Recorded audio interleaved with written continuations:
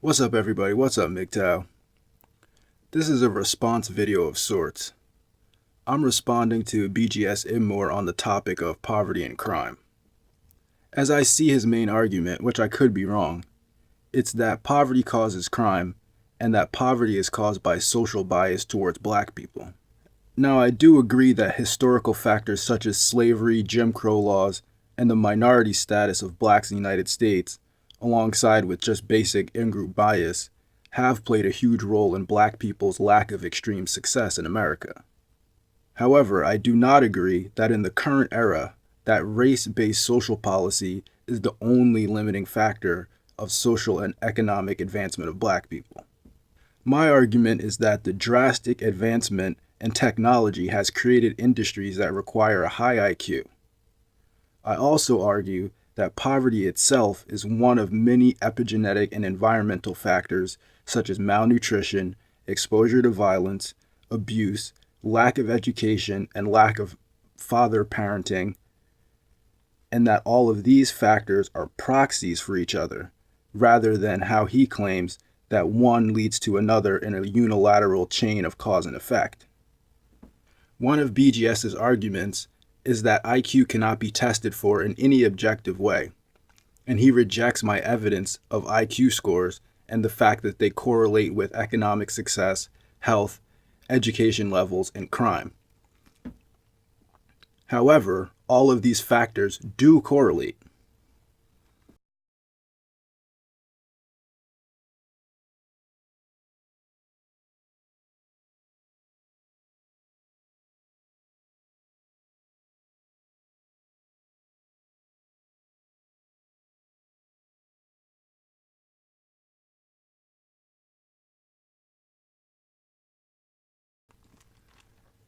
So by looking at these charts, we can see that all these factors correlate, except for the black crime statistics, which do seem disproportionately high, even if we are to accept that the IQ has some effect on economic success, health, and education levels.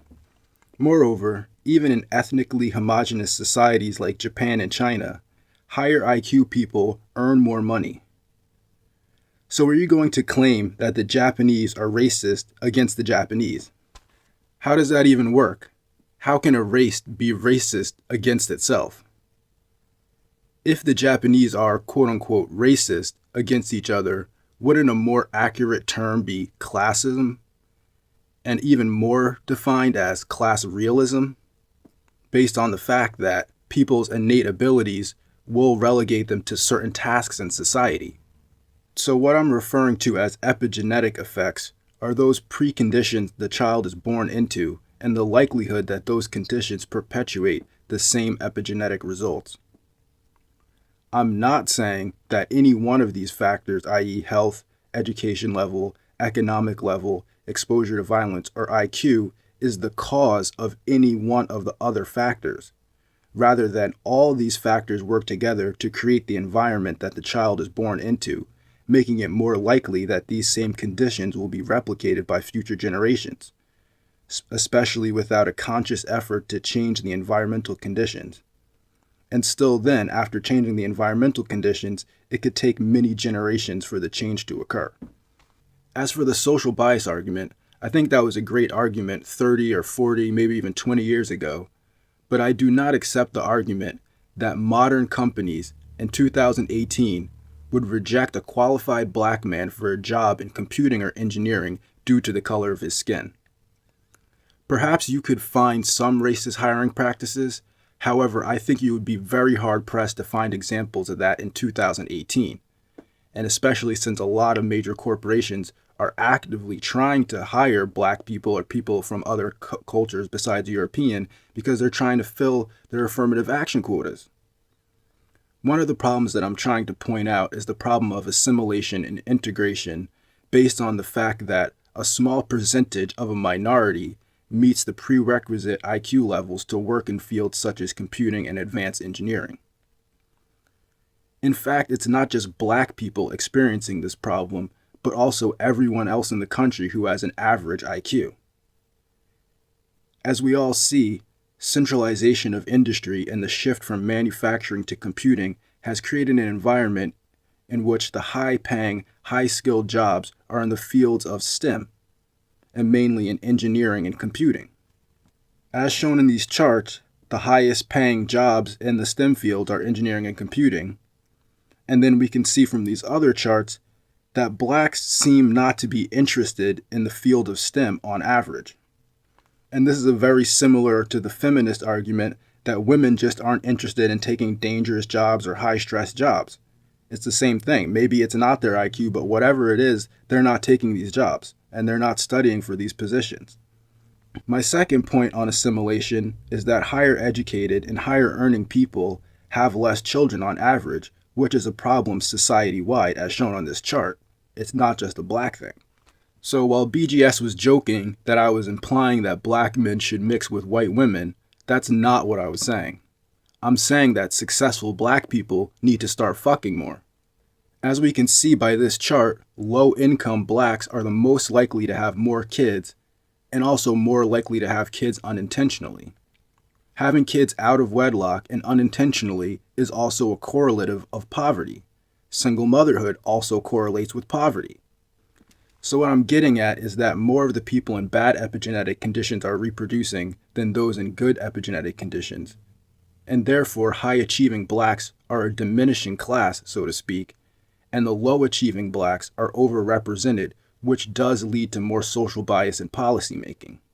It's the same reason divorce law is set up to generally affect men, because generally, men earn more money than women, and the lawmakers don't have time to set up separate laws for every individual person in the country. So due to the fact that there's more low-income, low-achieving black people being produced than high-achieving black people, the government is going to set up laws to regulate the larger group of people, which is the low-achieving black people.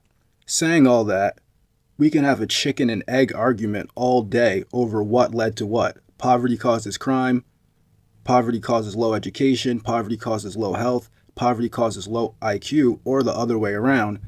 But it doesn't change the fact that right now there are a lot of black people living in poverty with low education, poor levels of health, and high crime in their neighborhoods, and it is a situation that needs to be changed.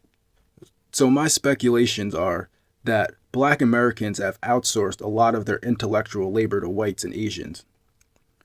The outsourcing itself reduces selection pressures. So for example, instead of developing a demand for black computer scientists by all blacks refusing to buy Windows or Macs, we buy Windows and Macs and then complain that the white people own all the computer companies.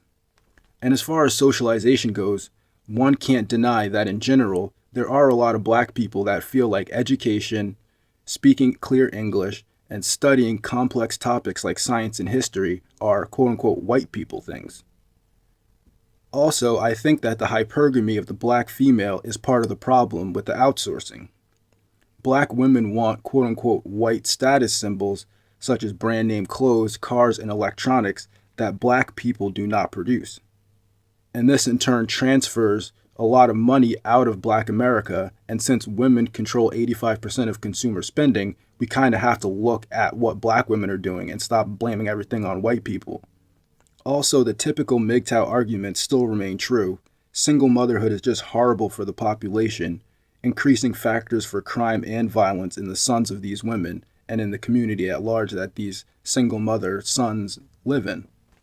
Also, speculatively, I think that for the most part, the quote-unquote racist Republicans actually want blacks to become more successful, if for no other reason than having their taxes lowered from welfare and being able to live in a country with less violent crime.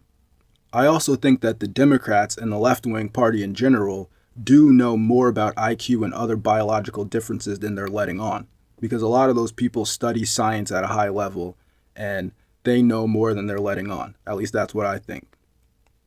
And the Democrats use blacks as an underclass in the mostly Democrat-controlled cities, while at the same time telling blacks that the inequity is caused by phantom racist white Republicans that mostly live in less populated red states, nowhere near black people. But still, don't get me wrong, the actual politicians and the bankers are working together, and they're probably some of the biggest criminals in society.